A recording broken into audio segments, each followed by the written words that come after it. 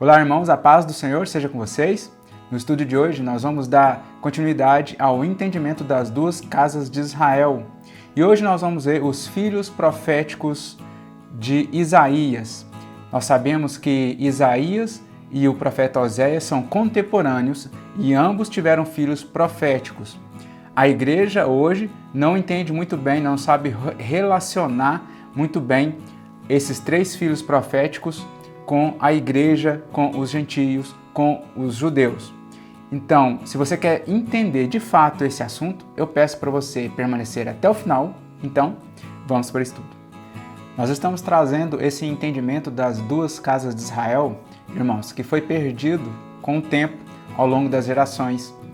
E nós gostaríamos que a igreja hoje, na sua maior parte, pudesse compreender as coisas que nós mesmos aqui do canal estamos aprendendo com grandes irmãos que têm nos abençoado e abençoado a igreja com este ensinamento, com essa doutrina que não é nova, e sim é doutrina de Deus, doutrina dos apóstolos de Cristo. Mas, como eu já havia dito, esse entendimento foi perdendo com o tempo. Os apóstolos ensinaram frente a frente para a igreja. Para se entender as profecias, para se entender um período profético, é necessário a gente compreender primeiramente o tempo histórico, no qual está ocorrendo a história. Ou seja, tudo que vai acontecer em Isaías do capítulo 6 em diante, até o capítulo 11, vai estar sendo representado primeiramente no tempo histórico, onde que Isaías vai ter 3 filhos e um quarto filho que não necessariamente está descrito como seu próprio filho, mas esses 3 filhos são de Isaías e ele vai fazer coisas no decorrer do tempo histórico. Mas, através das palavras hebraicas, nós vamos entender que vai se tratar do Messias de Israel, que vai ser direcionado para o povo de Israel e direcionado também para os gentios, para o chamamento dos gentios, aquela luz que vai vir ao mundo e vai lançar luz nas trevas, vai clarear as trevas, a terra que estava entenebrecida, a terra de Galileia, de Zebulon, lá o Mar da Galileia. Tudo aquilo ali é Samaria, é Efraim. Então aquele povo eram os estrangeiros, eram os gentios. Então nós vamos começar a partir do capítulo 6. Nós vamos ler junto e eu vou pontuar para vocês as informações mais importantes, tá bom? Verso 1. No ano da morte do rei Uzias, eu vi o Senhor assentado sobre um alto e sublime trono, e as abas de suas vestes enchiam o templo. Serafins estavam por cima dele. Cada um tinha 6 asas. Com 2 cobria o rosto, com 2 cobria os pés e com 2 voava. E clamavam uns para os outros, dizendo: Santo, Santo, Santo é o Senhor dos exércitos. Toda a terra está cheia da sua glória. As bases do limiar se moveram à voz do que clamava, e a casa se encheu de fumaça.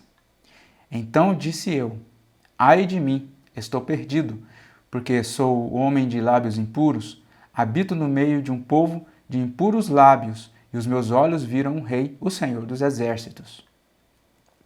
Então um dos serafins voou para mim, trazendo na mão uma brasa viva, que tirara do altar com uma tenaz. Com a brasa tocou a minha boca e disse: Eis que ela tocou os teus lábios, a tua iniquidade foi tirada, e perdoado o teu pecado.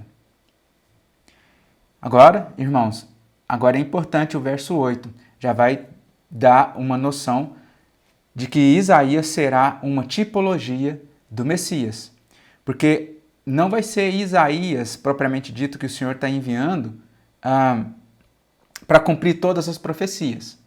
Isaías será um sinal, ele vai sim pregar para o povo de Israel, vai fazer o ministério dele cabalmente até o fim, mas para se cumprir as profecias de todas as coisas que vão acontecer no decorrer das visões que ele teve, será o renovo que vai aparecer no capítulo 11. E vai também ser Emanuel, que também vai aparecer como um de seus filhos. Então, verso 8. Depois disto, ouvi a voz do Senhor que dizia: A quem enviarei? e a quem há de ir por nós? Olha que interessante, a pergunta está no plural. A quem enviarei e quem há de ir por nós?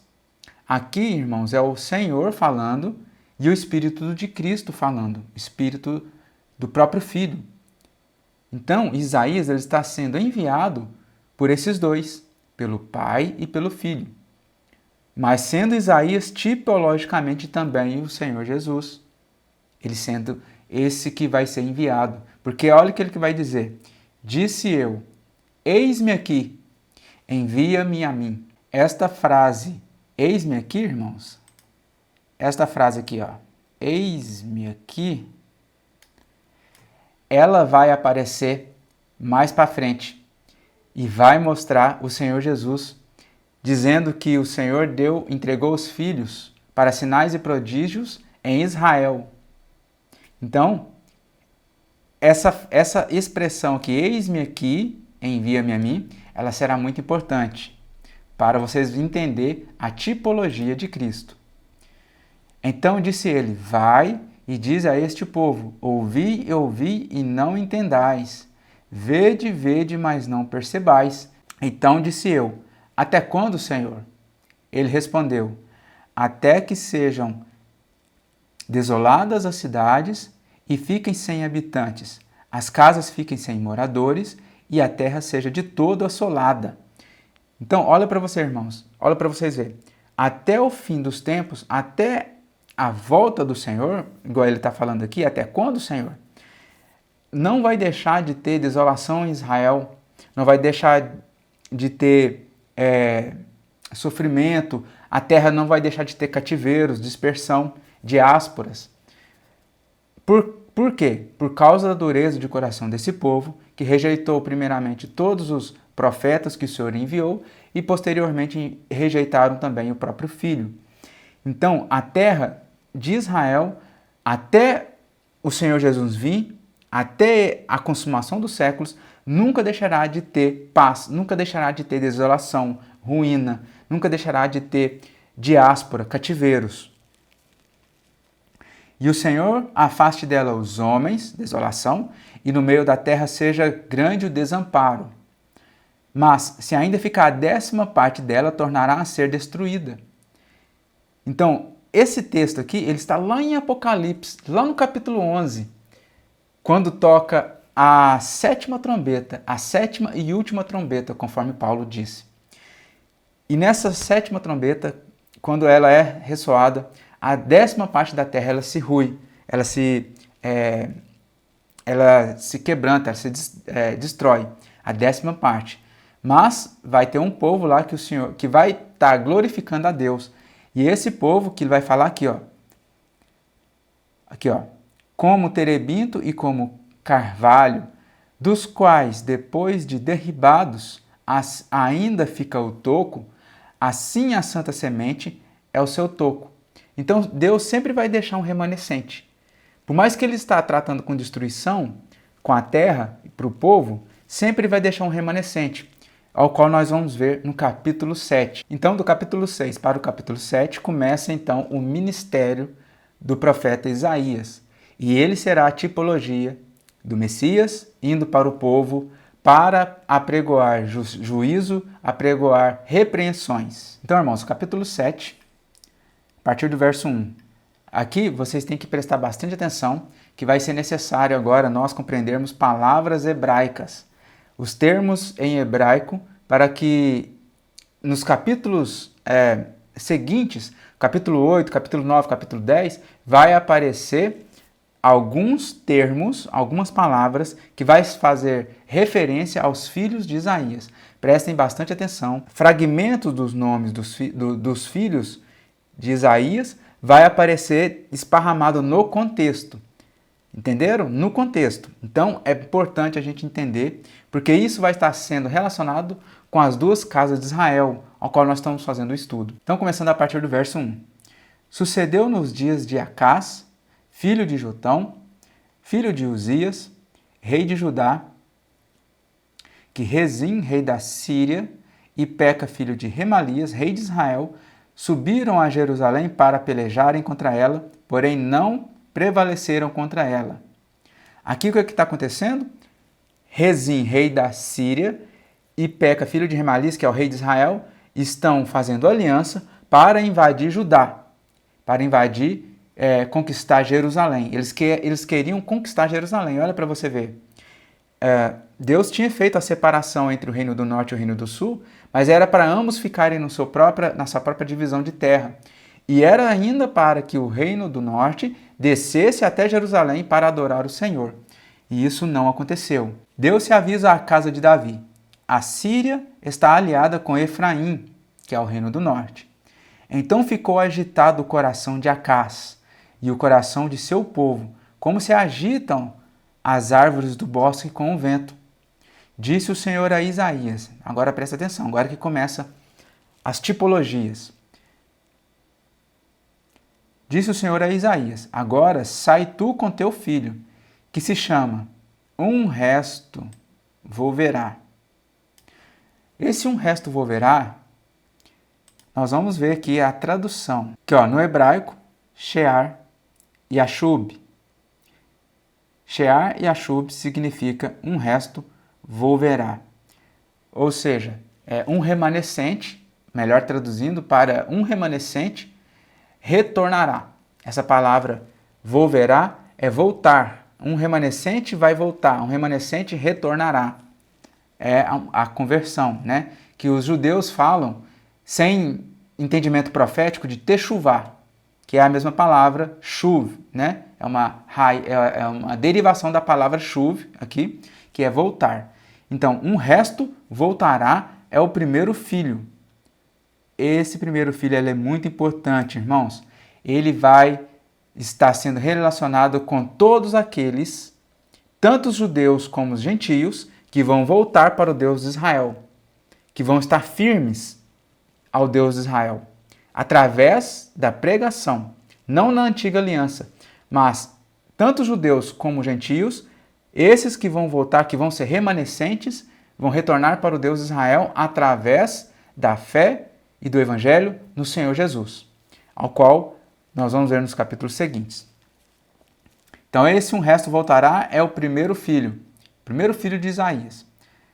Então que se chama Um Resto Voltará ao encontro de Acaz, que está na outra extremidade do aqueduto do açude superior, junto ao campo do caminho, ao caminho do lavandeiro. E diz-lhe, acautela-te e aquieta-te. Isaías falando para Acaz. Não temas, nem se desanime o teu coração por causa destes 2 tocos de tições fumegantes, por causa do ardor da ira de Rezim e da Síria e do filho de Remalias, que é de Israel. Porquanto a Síria resolveu fazer-te mal, bem como Efraim e o filho de Remalias. Então aqui, eles querendo dominar Jerusalém e reinar, e colocar um para reinar lá Jerusalém. Aí o que o Senhor diz? Assim diz o Senhor Deus, verso 7. Isto não subsistirá, nem tampouco acontecerá. Aí ele vai dizer, a capital da Síria será Damasco, e o cabeça de Damasco, Rezim. Vai continuar do jeito que está. E dentro de 65 anos, Efraim será destruído e deixará de ser povo. Aqui, irmãos, Efraim será destruído e deixará de ser povo. Dentro de 65 anos. Eles estão no reino de Acaz. No reino de Acaz. Depois de Acaz vem Ezequias. E isso tudo acontece na transição de Acaz para Ezequias. Então, continuando. Começa aqui, agora, a partir do verso 10, é a promessa, aqui até o subtítulo ele fala para nós, a promessa a respeito de Emanuel. A gente já viu o primeiro, que é Um Resto Voltará. Vocês vão ver que esse um remanescente que vai voltar, ele vai estar sendo amparado pelo Emanuel, Deus forte, príncipe da paz, pai da eternidade. Entenderam? Vai aparecer nos contextos aqui. E continuou o Senhor a falar com Acaz, dizendo, pede ao Senhor teu Deus um sinal, quer seja embaixo nas profundezas ou em cima nas alturas. Acaz, porém, disse, não o pedirei nem tentarei ao Senhor. Então ele está falando que não queria tentar o Senhor, pôr o Senhor na prova. Mas isso é insensatez dele, de Acaz. Então disse o profeta: ouvi agora, ó casa de Davi, acaso não vos basta fatigardes os homens, mas ainda fatigardes também ao meu Deus? Portanto, o Senhor mesmo vos dará um sinal. Eis que a virgem conceberá. Então a virgem conceberá e dará à luz um filho e lhe chamará Emanuel. Essa palavra aqui, Immanuel. É com I. Só que a gente, no português, tá Emanuel. Por causa que para nós fica mais interessante, né? Algumas correções para a nossa língua, para o nosso idioma, fica mais legal. Porque aqui está Immanuel. Só que, para o português, né, colocaram aqui, Emanuel, que significa Deus conosco. Então, esse segundo filho de Isaías, irmãos. Aqui, E lhe chamará Emanuel. Emanuel, Deus conosco. Ele comerá manteiga e mel quando souber desprezar o mal e escolher o bem. Por que ele vai comer manteiga e mel? Porque a terra vai ficar desolada e Deus vai deixar só uns remanescentes lá. Lembra do que eu disse para vocês, do contexto histórico primeiro? Para vocês entenderem o contexto profético, o tempo histórico que profetiza o futuro, profetiza, né? Nós temos que entender a parte histórica primeiro. Então, o Senhor iria enviar o rei da Síria dentro de alguns anos para destruir, primeiramente, ele já iria desarraigar Israel, a casa de Israel, Reino do Norte. Depois, pouco tempo depois, ele iria também se direcionar para Judá.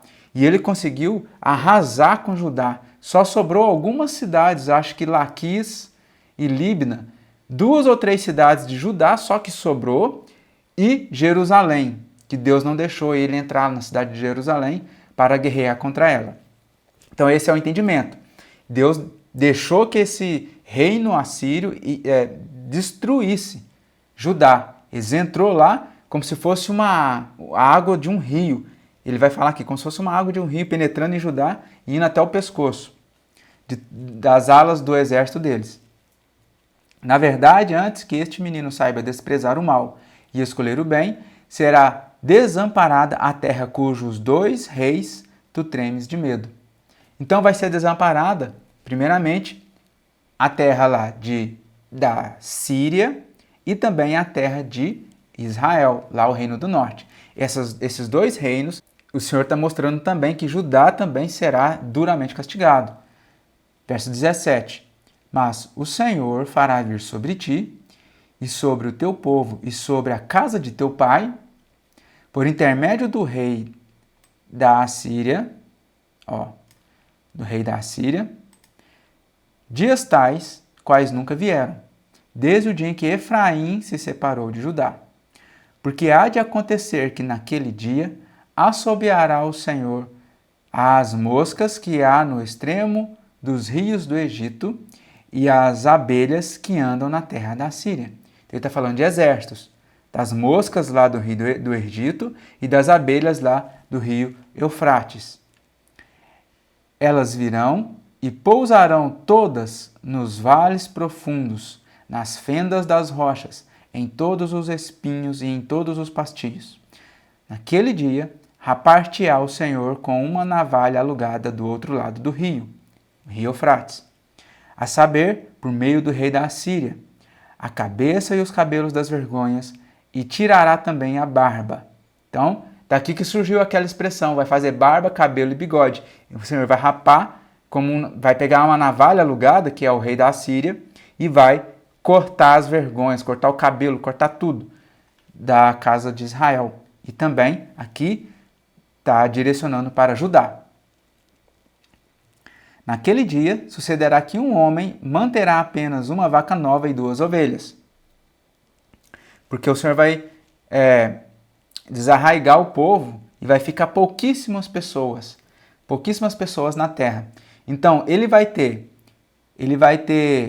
uma vaca e 2 ovelhas, ele vai dar tanta fartura, porque vai diminuir o povo da terra, que eles vão ter que bolar coisas para se fazer com tanta abundância de leite. E será tal a abundância de leite que elas lhe darão, que comerá manteiga. Manteiga e mel comerá todo o restante. Agora no capítulo 8, que eu vou mostrar para vocês, também é importantíssimo. Aqui já vai aparecer o terceiro filho, que primeiro vai tratar do contexto histórico, o porquê desse filho, rápido despojo, presa, seguro. O porquê que Deus fala para Isaías colocar o nome de rápido despojo, presa, segura. Então, primeiramente, ele quer tratar do contexto.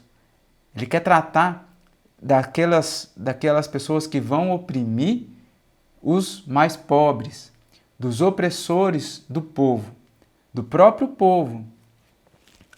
Ou seja, aqueles que teriam a incumbência de julgar, de repreender, de exortar, de ensinar a palavra, os sacerdotes, os juízes, os príncipes. Então, todo esse povo que era investido de autoridade, eles teriam que julgar com justiça, julgar retamente segundo a lei. Só que não era isso que estava acontecendo. Eles estavam oprimindo o povo. Então, eles estavam fazendo do próprio povo despojo. Eles estavam saqueando o povo, estavam despojando, estavam oprimindo. Então, essa palavra rápido, despojo, presa, seguro, que vai aparecer aqui que nós vamos ler, ela vai aparecer no decorrer dos capítulos, no decorrer do texto. Os fragmentos dessa expressão vai aparecer ao longo da Escritura, ao longo das profecias de Isaías. Então, é muito importante agora nós percebermos que, primeiramente, vai se tratar da parte histórica, só que ela vai chegar até a parte profética para o futuro. Então, vamos começar já no verso 1, capítulo 8. Disse-me também o Senhor: toma uma ardósia grande e escreve nela de maneira inteligível: rápido despojo, presa segura. Igual eu falei para vocês. Rápido despojo, ou seja, é quando um leão ele apreende a presa, a hora que ele consegue, com a sua mordida e com seus dentes, cravar no pescoço da presa, ela não solta. Então ele está indo rápido ao despojo, presa já está segura. Vocês compreenderam o porquê desse nome? É como se fosse um leão já indo em direção da presa e conseguindo capturar essa presa, mordendo ela, e essa presa nunca mais conseguirá sair. O leão só vai soltar a hora que estiver morto, a hora que essa presa estiver morta.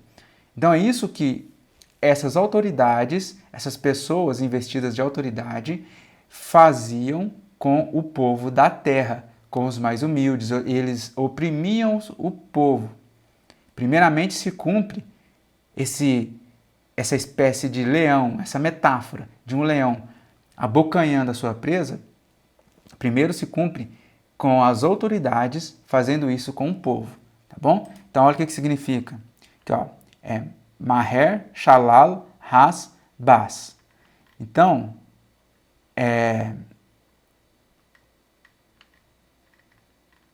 aqui, ó, essa palavra aqui, ó, aqui, irmãos, ó, aqui, ó, essa frase, né, no caso, essa frase aqui, ela tá transliterada, transliterar, ó. Maher é isso aqui, ó, é isso aqui tudo aqui, ó. Maher, Shalal, Hash, Bas.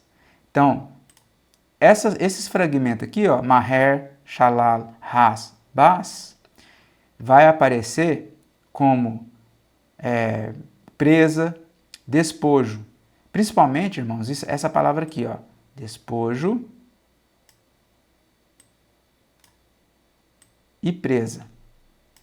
Essas duas palavras que vai ser derivada dessas aqui, ó, Shalal e Bas, vai aparecer fragmentos dela nos demais capítulos. Por quê? Porque é o nome do filho de Isaías. É o terceiro filho, extremamente profético, que vai mostrar toda a opressão, primeiramente, do povo, a opressão que o povo vai sofrer, pelas autoridades. Depois o Senhor vai inverter, ele vai levantar o seu rei assírio, que foi falado no capítulo 7, que a gente já olhou, que ele vai vir, vai destruir Israel, vai deixar de ser povo, Efraim, e depois vai direcionar para o sul, indo para Judá, e vai desarraigar Judá, e vai deixar somente 2 cidades de Judá, 2 ou 3, e Jerusalém. Então, o Senhor vai inverter. Como as autoridades faziam isso com o povo, o Senhor vai levantar uma nação tão poderosa, um império tão grande, poderoso e cruel, que vai fazer isso com eles. Aí o Senhor vai inverter os opressores, os tiranos. Aí quem vai fazer isso é as nações estrangeiras, que vai vir e vai colocar os pés lá em Jerusalém, vai desarraigar tudo. E isso vai até o final, porque esse mesmo reino assírio, ele está no final, ele está nas profecias direcionadas ao tempo do fim.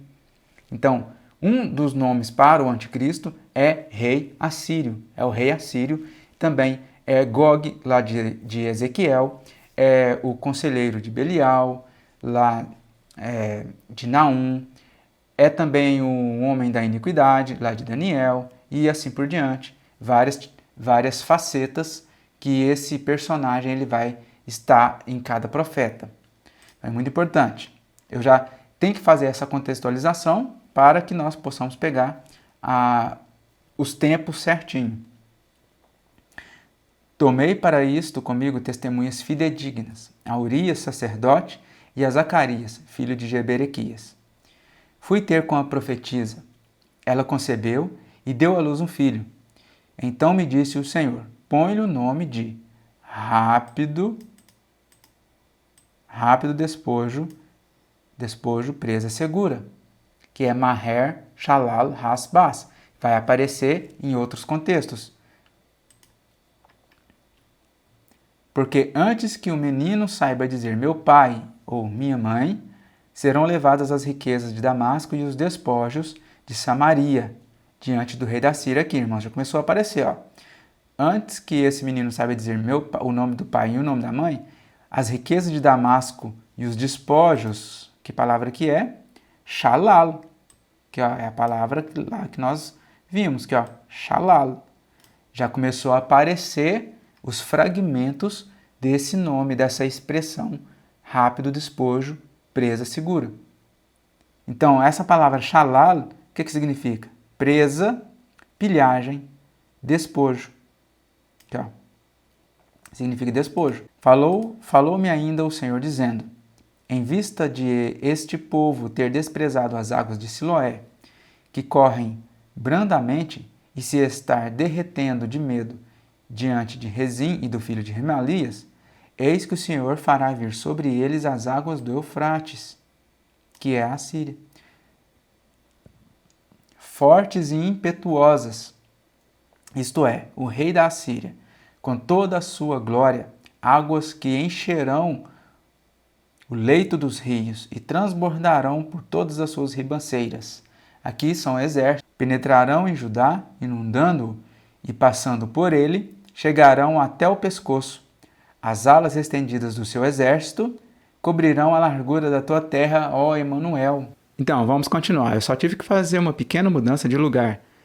Então, não reparem, tá bom? A gente parou no filho Deus é conosco, Deus conosco. No verso 10, capítulo 8. A partir daí, a partir do verso 11, a gente vai entender as 2 casas de Israel. O Senhor vai dizer que ele será um santuário para aqueles que temem ele, para aqueles que temem o nome do Senhor, mas será rocha de ofensa, pedra de tropeço às 2 casas de Israel. Sim, tanto para a casa de Israel, tanto para a casa de Judá. Ele vai ser pedra de tropeço para aqueles que vão tropeçar na palavra, para aqueles que vão apostatar. Irmãos, no capítulo 9 vai aparecer o 4º filho, só que não há menção desse filho ser realmente, de fato, de Isaías. Então, vai aparecer o maravilhoso conselheiro e vai aparecer, nesse mesmo capítulo, os fragmentos dos nomes dos filhos de Isaías. É importante a gente olhar agora com bastante atenção que eu vou mostrar para vocês. Então, esse capítulo 9 já começa com a luz chegando aos gentios, a luz chegando às terras que estavam em densas trevas, as terras que estavam na escuridade. Ele vai falar ele vai falar daquelas tribos de Zebulon, Naftali, da Galiléia e dos gentios. Então, essa parte lá de Israel era o reino de Israel, era Efraim. Ou seja, aí depois do cativeiro, o próprio Senaqueribe, ele pegou gentes de outras terras e repovoou lá Samaria, Efraim. Então, ele mandou embora essas tribos e repovoou com povos gentios. Por isso que lá são gentios. Por isso que lá fala Galiléia dos gentios. Vai falar aqui no texto aqui, ó, verso 1. Mas para a terra que estava aflita não continuará a obscuridade. Deus, nos primeiros tempos, tornou desprezível a terra de Zebulon e a terra de Naftali, mas nos últimos tornará glorioso o caminho do mar, além do Jordão, Galiléia dos gentios. Tá vendo como que apareceu a terra de Zebulon, terra de Naftali, o caminho do mar, Galiléia dos gentios? Então essa parte é aquele reino do norte que eles ficaram estrangeiros. Eles eram agora estrangeiros. O povo que andava em trevas viu grande luz, e aos que viviam na região da sombra da morte resplandeceu-lhes a luz. Olha para você ver como que o Senhor Jesus ele andou para aqueles lados de lá, e eles aceitaram o evangelho de muito mais bom grado do que os próprios judeus lá em Jerusalém. Então é interessante. Tens multiplicado este povo, a alegria lhe aumentaste. Alegram-se eles diante de ti como se alegram na ceifa, e como exultam quando repartem os despojos. Porque tu quebraste o jugo que pesava sobre eles, a vara que lhes feria os ombros e o cetro do seu opressor, como no dia dos midianitas. Esse jugo, essa vara que estava ferindo os ombros deles é espiritual, é de Satanás, irmãos. É do diabo. É claro que também é o jugo dos impérios que estavam dominando o povo. Mas o que ele está falando aqui, como você sai das trevas e vai para a luz, é tirado esse jugo, esse jugo de escravidão que a gente tinha quando éramos escravos do pecado. Então esse é o jugo que foi quebrado. Aqui, ó, verso 6, ó. Porque um menino nos nasceu, um filho se nos deu. O governo está sobre os seus ombros, e o seu nome será, presta atenção, ó, maravilhoso conselheiro, Deus forte. Esse aqui, ó, Deus forte, ele vai aparecer mais para baixo. Ele vai aparecer, eu acho que no capítulo 10, ele vai aparecer desse mesmo jeito. E também vai aparecer um resto voltará, esses fragmentos do nome dos filhos de Isaías.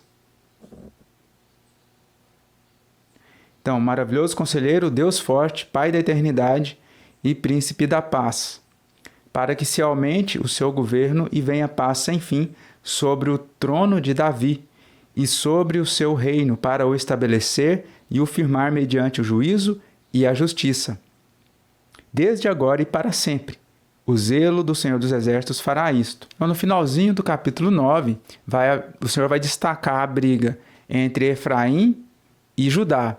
Ele vai dizer que Manassés e Efraim junto atacam Judá, e Judá também ataca Manassés e ataca Efraim. Então, o que está acontecendo aqui são briga de irmãos.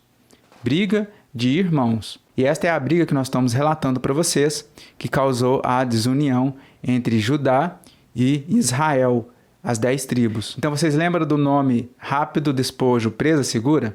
Lembra que eu falei para vocês que as próprias autoridades, aqueles que estavam revestidas de poder, criavam leis de opressão, pervertiam o direito ao povo, bagunçava toda a forma de julgar, pervertiam a justiça e o direito.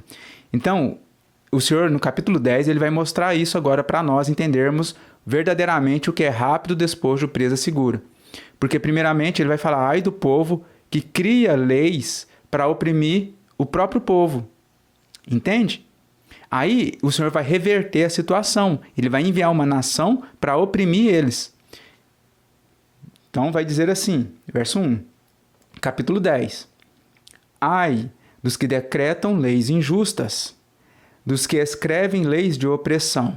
Agora vamos prestando atenção que vai aparecer os fragmentos dos nomes: rápido, despojo, presa, segura. Dos que escrevem leis de opressão. Verso 2. Para negarem justiça aos pobres, para arrebatarem o direito. Vamos ver a palavra arrebatar. Gazal, ainda não é o fragmento. Arrebatarem o direito aos aflitos do meu povo, a fim de, olha o sublinhado, despojarem. Despojar é a palavra shalal, que eu mostrei para vocês. Shalal, maher, shalal, has, bas. Aqui a palavra shalal, que é presa, pilhagem, despojo e saque. Então já apareceu, a fim de... O que essas pessoas estavam fazendo com o povo, criando essas leis? Qual é o objetivo? A fim de despojarem as viúvas e roubarem aos órfãos. A palavra roubarem também, Bazas. Não é? Maher, shalal, bas, has, bas. Então a palavra bazas aqui é a raiz, despojar, saquear, pilhar, apreender, ser despojado, ser tomado como despojo. Então eles estavam despojando as viúvas, os órfãos, os pobres, né? Mas que farei vós outros no dia do castigo, na calamidade que vem de longe? A quem recorrereis para obter socorro e onde deixareis a vossa glória? Então aqui ele está falando isso, né? Aí ele vai falar agora da Assíria. Ai da Assíria, cetro da minha ira. O que o Senhor está falando? Ele está falando que a Síria vai ser o instrumento que o Senhor vai castigar o povo. Mas ele fala também, ai da Síria. Por quê? Porque eles se engrandeceram. Eles sabiam que foi o Senhor que permitiu que eles viessem e conquistassem tudo, todas as terras. Então, os profetas andaram pelas terras deles e anunciaram essas coisas. E eles soberbamente ficaram cheios de orgulho do seu poder, da sua grandiosidade, do seu exército, e cheio de soberba, arrogantemente falaram contra o Senhor. Eles levantaram a voz e os olhos altivos contra o Senhor. Isso a gente vê no capítulo 36, 37, também de Isaías. Essa história toda com mais profundidade nos outros capítulos. Então, a vara em sua mão é o instrumento do meu furor. Então, o Senhor está colocando uma vara na mão deles para castigar este povo que estava criando leis de opressão. Envio-a contra uma nação ímpia e contra o povo da minha indignação lhe dou ordens. Para quê? Para que dele roube a presa. Vamos ver as palavras aqui, Roube. Shalal, de novo. Fragmento do nome. Rápido, despojo, presa, segura. Shalal. Vocês podem ver. Presa.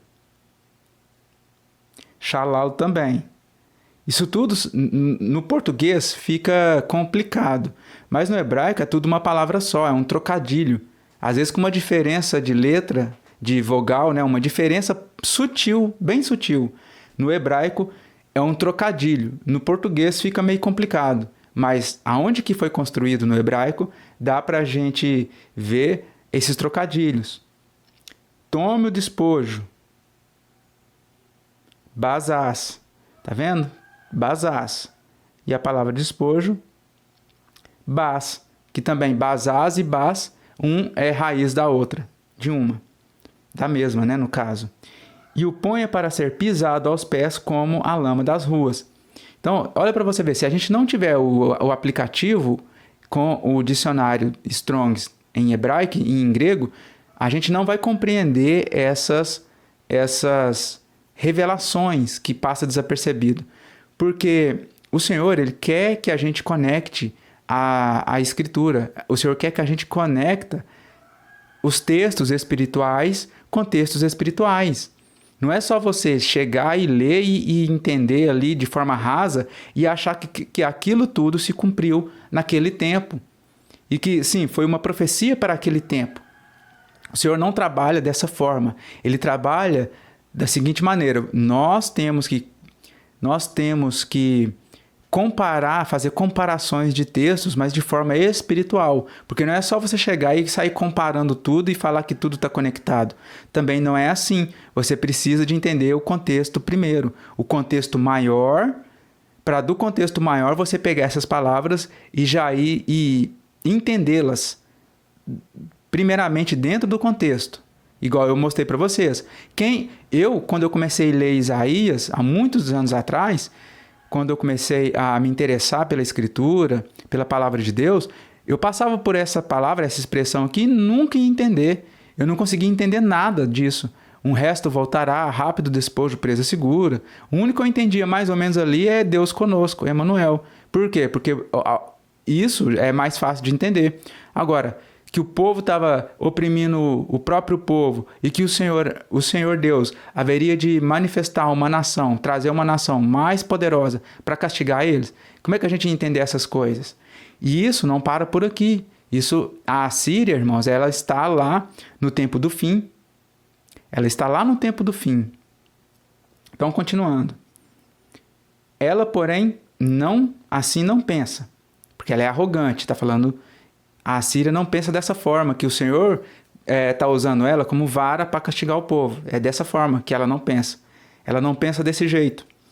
Ela, porém, assim não pensa. O seu coração não entende assim. Antes, intenta consigo mesma destruir e desarraigar não poucas nações. Porque diz, não são meus príncipes todos eles reis? Ou seja, os príncipes, irmãos, eles são enviados numa guerra para conquistar as terras para o rei. É assim que funciona. Isso tem conexão, sabe com o quê? Com os 10 chifres. Os 10 chifres lá do animal terrível do capítulo 7. E também dos 10 dedos da estátua do capítulo 2 do livro de Daniel. Está conectado esses príncipes aqui sendo reis. Lá com Apocalipse 13, Apocalipse 17, vai falar desses 10 chifres que quando eles não têm os diademas na cabeça, eles estavam aguardando essa autoridade de reis. Por uma hora, por um tempo, por um período, né? Por pouco tempo. É isso que está escrito lá no capítulo 17 de Apocalipse. Então, aqui, vamos continuar aqui do 12. Por isso, acontecerá que, havendo o Senhor acabado toda a sua obra no Monte Sião e em Jerusalém, então castigará a arrogância do coração do rei da Síria. Depois que o Senhor terminar a obra dele de castigar o povo, sempre em justa medida. Aquele que rejeitar a dar ouvido ao som da trombeta, esses sim vão morrer nos pecados. Então, sempre o Senhor não faz nada na cidade sem enviar seus servos, os profetas, de acordo com Miqueias. A arrogância do coração do rei da Síria e a desmedida altivez dos seus olhos. Isso aqui a gente vê lá no capítulo 7 do chifre, lá que tem olhos como de homem e boca arrogante. Eles têm olhos altivos. Porquanto o rei disse, com o poder da minha mão fiz isto, e com a minha sabedoria, porque sou inteligente, removi os limites dos povos e roubei os seus tesouros. Vamos ver a palavra? Aqui não é a palavra fragmento, né? Aí que ele está se vangloriando, né?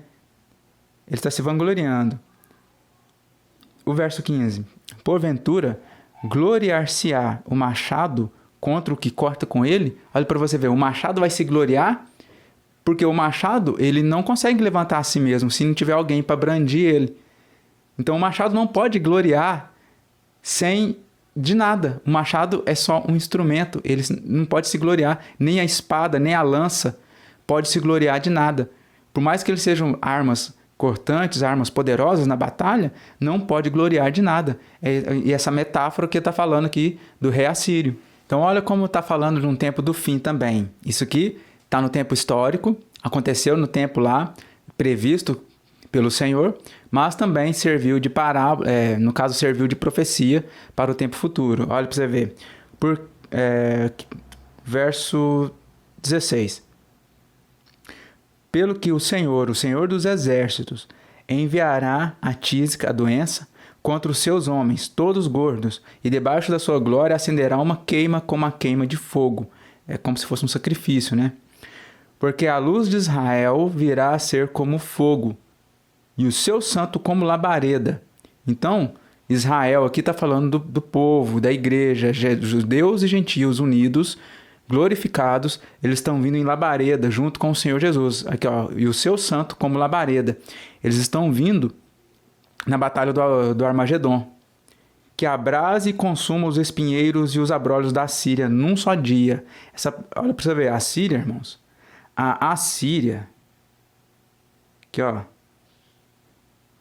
a Assíria, ela está no contexto do tempo do fim, irmãos. Ela é um dos nomes do anticristo, é um das expressões que o Senhor usa para falar do último rei, do último império. Também consumirá a glória da sua floresta e do seu campo fértil. Está falando dos exércitos deles. Vai atear fogo, vai queimar tudo, desde a alma até o corpo. E será como quando um doente se definha. E está falando não só também de exércitos, mas também como da massa de pessoas. É como se fosse uma grande floresta. O resto das árvores da sua floresta será tão pouco que um menino saberá escrever o número delas. Não está falando de árvores literais, está falando de pessoas. Até na Assíria o Senhor vai deixar alguns remanescentes. Acontecerá naquele dia, olha para você ver, que os restantes de Israel... Olha, no português, irmãos, quando a gente vê aqui, ó, eu até sublinhei aqui, ó, restantes de Israel... é a palavra, é aquele fragmento do nome Shear e Ashub. Um resto voltará. Aqui, ó. Shear. Aqui, ó. Shear, que significa um remanescente, um resto, um resíduo, um restante. Os restantes de Israel e os da casa de Jacó, que se tiverem salvado, nunca mais se estribarão naquele que os feriu. Israel, ele ia para o Egito buscar refúgio, ia para a Síria fazer aliança. É isso que ele está falando aqui. Mas, com efeito, se estribarão no Senhor, o Santo de Israel. De novo, irmãos, olha para você ver. Olha, os restantes, olha aqui. Os restantes, ó, remanescente, que é a palavra shear, os restantes converterão a palavra chuva, que ó, retornar e voltar, essa palavra aqui, ó, shear e a chuva. Aqui é só chuva, porque é retornar. Shear é remanescente. Então aqui apareceu o nome completo o primeiro filho de Isaías. Um resto voltará. Aqui, ó, os restantes se converterão. Os restantes, um remanescente se converterá ao... Lembra dessa palavra aqui, ó, Deus forte? Maravilhoso conselheiro, Deus forte, príncipe da paz e pai da eternidade. Então está falando aqui, Deus forte. Sim, os restantes de Jacó, tá vendo? De novo, ó, os remanescentes de Jacó. Agora, ele vai buscar um contexto, uma profecia, que lá de Abraão, que Deus falou para Abraão, Isaque e Jacó, para ambos, a mesma coisa, e que Oséias, como Oséias e Isaías profetizaram juntos, eles eram contemporâneos, um foi lá para o Reino do Norte, outro profetizou para o Sul. Isaías busca essa parte, teve essa revelação também, que diz assim: porque ainda que o teu povo, ó Israel, seja como a areia do mar, o restante se converterá, Shear e Ashub, um resto voltará. Então, olha aqui para você ver, que tremendo. Lá, nas bênçãos de Abraão, Isaque e Jacó, está assim: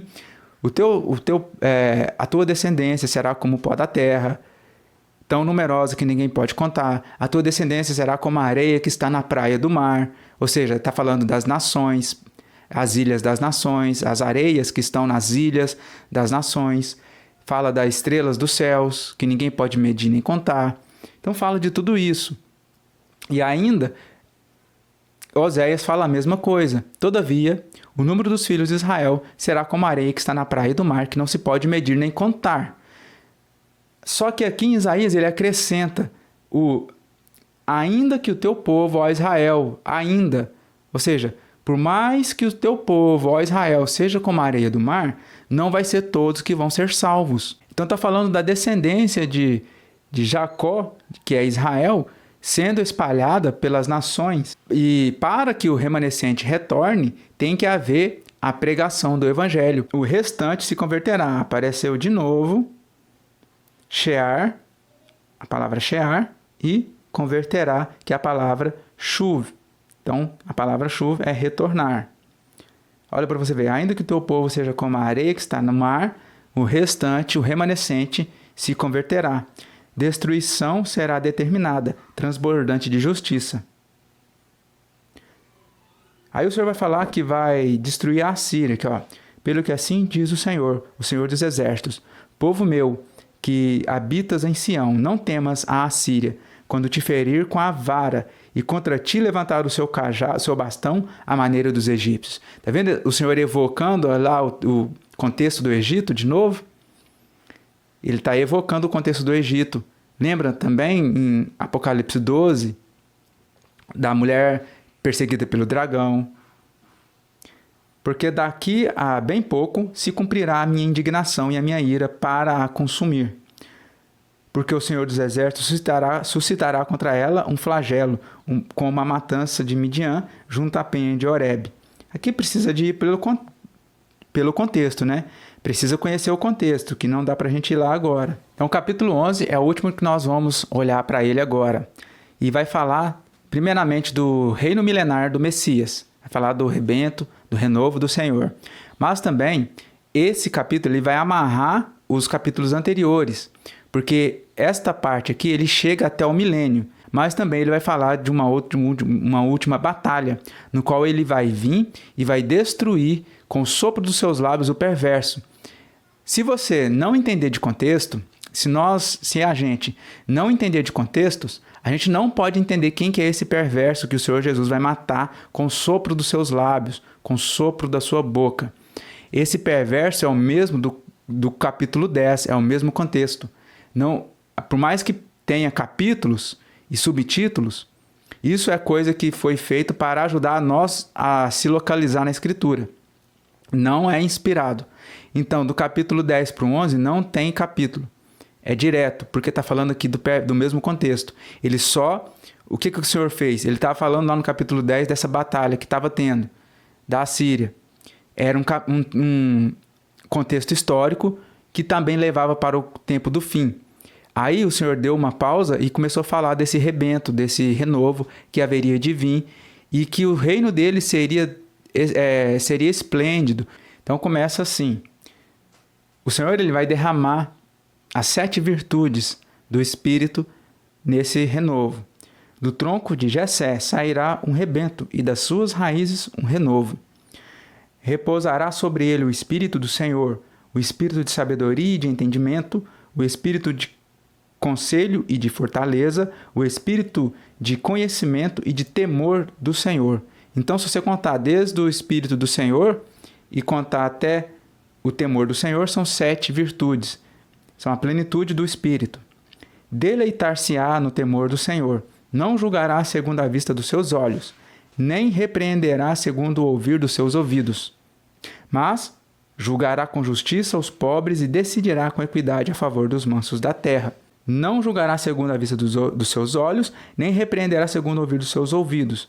Julgará com justiça os pobres e decidirá com equidade a favor dos mansos da terra. Ferirá a terra com a vara da sua boca. Agora o verso principal aqui. E com o sopro dos seus lábios matará o perverso. Está vendo que esse contexto ele não é para a Assíria histórica, para o tempo histórico da Assíria e daqueles contextos lá que ocorreram tudo isso? Por quê? Por que não é? Porque vai precisar de quem? Desse rebento, desse renovo que está mostrando aqui, que vai ter a plenitude do Espírito do Senhor, que vai Ele que vai ferir com a vara de sua boca e com o sopro dos seus lábios matará o perverso. Esse perverso é o rei assírio. A justiça será o cinto dos seus lombos e a fidelidade o cinto dos seus rins. Compreende, irmãos, como esse tempo é para o tempo futuro do fim? Porque, olha para você ver aqui, ó.